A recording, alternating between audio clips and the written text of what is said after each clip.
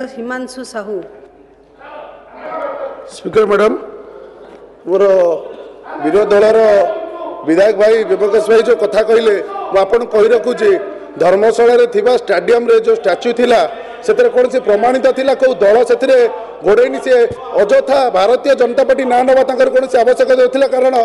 पाखे कौन सी प्रमाण ना किए से घोड़े स्टाच्यू रे द्वितीय कहूँ धर्मशाला पूर्वतन विधायक कांगाली पंडा बांक बिहारी थे से कल्पतरु स्टाच्यू से धर्मशाला ब्लॉक हो रसुलपुर ब्लॉक हो स्टाडियम हो किए अनुमति देता स्टाच्यू से कहीं से जो स्टाच्यू घोड़े कहले पाखे कौन सी प्रमाण अच्छी कि से स्टाच्यू को भारतीय जनता पार्टी कौन से लोक गढ़े तेणु मनगढ़ा कहानी करते नहीं। आ गोटे कथा कही रखुची से कलेक्टर को चिठी लिखाई सब